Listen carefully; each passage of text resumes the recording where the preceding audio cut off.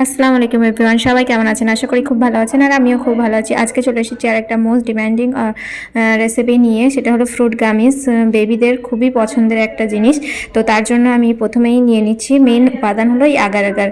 এটা দিয়ে আপনি যে কোনো ফ্রুটের জুসকে এভাবে গামিজ আকারে বানিয়ে দিতে পারেন বাচ্চাদেরকে। তো তার জন্য আমি একটা ওয়াটারমেলনের কিছুটা পরিমাণ কেটে মিক্সার জারে নিয়ে নিয়েছি, আর 2 চামচ পরিমাণ চিনি নিয়ে নেব, 1 চামচ একটুখানি লবণ দেবো আর একটু লেবু রস দেবো।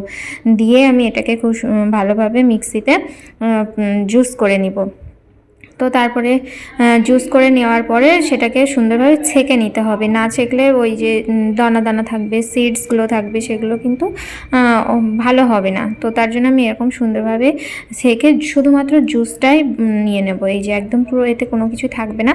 আর যেহেতু আমি যে তরমুজটা নিয়েছিলাম সেটা কালারটা খুব একটা ভালো ছিল না, সেই কারণেই আমি একটু ফুড কালার দিয়ে নিলাম, রোজ পিঙ্ক কালারের ফুড কালার। আপনারা চাইলে এটা স্কিপ করতে পারবেন, সম্পূর্ণ এটা অপশনাল। তারপরে এই যে মেন প্রধান উপাদান যেটার জন্য ওটা গামিজ তৈরি হবে, সেটা হলো আগার আগার পাউডার। এই আগার আগার পাউডারটা দেওয়ার পরে আমি এবার এটাকে জাল করে নেব 5 মিনিট বা 2 মিনিট, আপনারা যে কোনো টাইমে অল্প একটু মানে জাস্ট গরম করে জাল করে নিলে যখনই ফুটে উঠবে তখনই এটা বন্ধ করে দিতে হবে গ্যাসটা। তারপরে একটু ঠান্ডা করে নিতে হবে। এই যে দেখুন ফুটে উঠেছে, আমি একটু নেড়ে চেড়ে জ্বালিয়ে নিচ্ছি 5 মিনিট, তারপরে এটাকে বন্ধ করে দিব।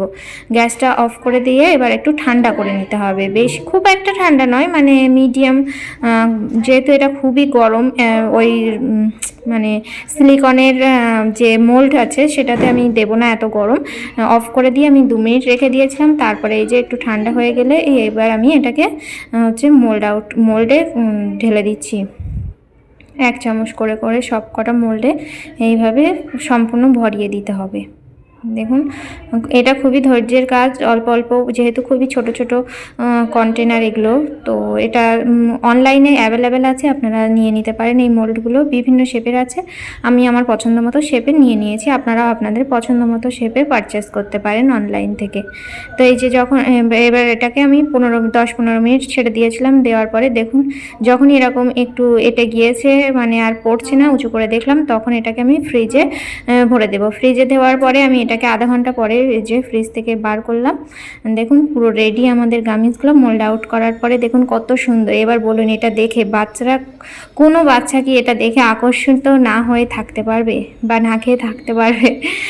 আমার বাচ্চা তো খুবই খুশি এটা পেয়ে, আপনাদের বাচ্চারাও খুবই খুশি হবে। আপনারা এতটাও না বানিয়ে প্রত্যেক দিন এক একটা ফল দিয়ে, যে কোনো ফল দিয়ে আপনারা বানাতে পারেন, পানি দিয়েও এটা বানাতে পারেন, কোকোনাট ওয়াটার দিয়েও বানাতে পারেন, যে কোনো জুস দিয়ে বানাতে পারেন। তো প্রত্যেক দিন এক এক ধরনের জুস দিয়ে বানাতে পারেন, ট্রাই করে দেখবেন। ভালো লাগলে thanks for watching, bye bye.